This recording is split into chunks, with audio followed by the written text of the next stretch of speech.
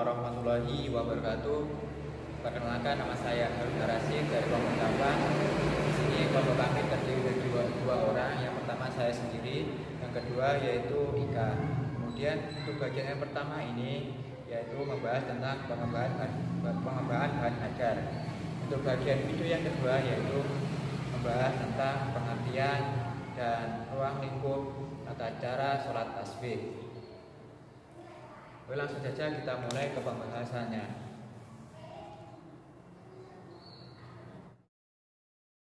Pengembangan bahan ajar.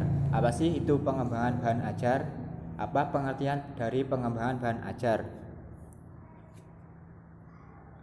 Pengertian dari pengembangan bahan ajar terdiri dari 3 pengertian, yaitu yang pertama yaitu bahan ajar merupakan informasi, alat, dan teks yang diperlukan guru atau instruktur untuk perencanaan pembelajaran.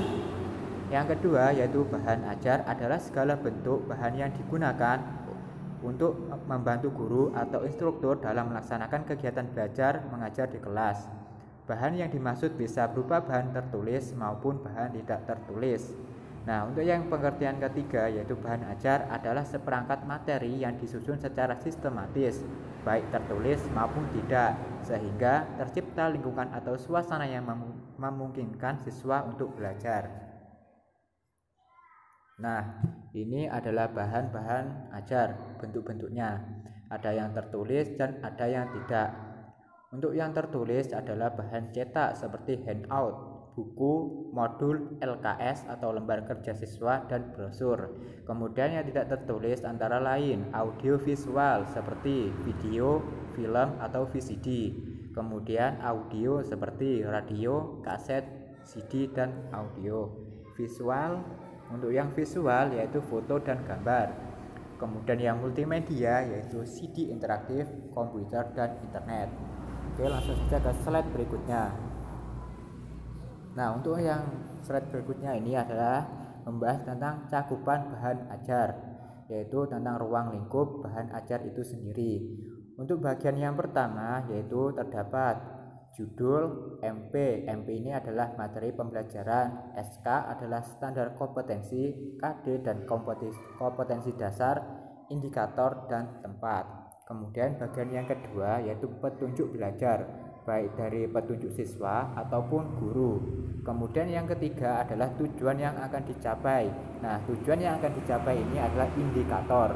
Kemudian informasi pendukung. Kemudian yang selanjutnya adalah latihan-latihan. Yang selanjutnya lagi adalah petunjuk kerja, dan yang terakhir adalah penilaian. Lanjut. Nah, ini adalah skema pembuatan bahan ajar. Nah, untuk analisis pembuatan bahan ajar ini tidak bisa sembarangan, harus dilakukan melalui berbagai prosedur. Nah, untuk prosedur yang pertama yaitu adalah standar kompetensi. Kemudian dilanjutkan membuat kompetensi dasar, indikator, materi pembelajaran, kegiatan pembelajaran, dan finishnya yaitu pembuatan bahan ajar. Nah, di sini ada catatan untuk SK dan KD sudah ditentukan. Maksudnya seperti apa? SK dan KD ini sudah ditentukan oleh Menteri Pendidikan yang tertuang di dalam silabus. Nah, untuk SK dan KD ini di dalam K13 ini sudah tidak berlaku lagi. Istilah standar kompetensi ini terdapat pada KTSP. Untuk sekarang ini sudah diganti dengan SKL dan KI. Apa itu SKL? Nah, SKL sendiri adalah standar kompetensi kelulusan, sedangkan KI ini adalah kompetensi inti yang tertuang di dalam KMA nomor 183 tahun 2019. Nah, untuk indikator materi pembelajaran, kegiatan pembelajaran, dan bahan ajar dikembangkan oleh guru. Ini maksudnya seperti apa?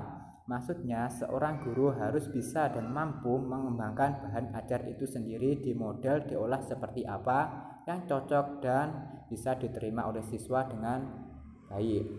Lanjut. Nah, untuk bagian slide ini adalah bahan ajar dan buku teks. Apa sih perbedaan bahan ajar dan buku teks? Bahan ajar merupakan bahan atau materi pembelajaran yang disusun secara sistematis yang digunakan guru, siswa dalam kegiatan belajar mengajar. Sedangkan buku teks adalah sumber informasi yang disusun dengan struktur dan urutan berdasarkan bidang ilmu tertentu. Maksud berdasarkan bidang ilmu tertentu ini maksudnya adalah sesuai mata pelajaran yang diampunya tersebut. Apakah itu fikih, kurdis, ataupun yang lainnya. Nah, pada bagian ini adalah pengaplikasian pengembangan bahan ajar terhadap mapel fikih bab sholat tasbih. Nah, pada slide ini sudah masuk ke pembahasan atau terjemahan kepada sholat tasbih. Nah, pada fase ini kreativitas seorang guru menjadi kunci. Maksudnya seperti apa?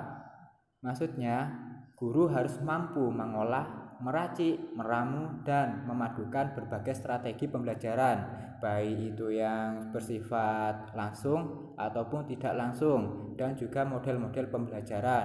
Ada yang ceramah, diskusi, ataupun kelompok. Metode pembelajaran yang biasa dipakai oleh guru dalam mengajarkan, metode pembelajaran yang biasa dipakai oleh guru fikih dalam mengajar khususnya untuk bab sholat tasbih ini yang biasa yaitu adalah model ceramah, yang kemudian diskusi kelompok, dan yang ketiga adalah tanya jawab. Itulah penjelasan mengenai apa itu pengembangan bahan ajar dan selanjutnya yaitu bagian kedua yang akan dijelaskan oleh teman saya Iga, yaitu mengenai materi pengertian sholat tasbih itu sendiri. Dari saya terima kasih. Wassalamualaikum warahmatullahi wabarakatuh.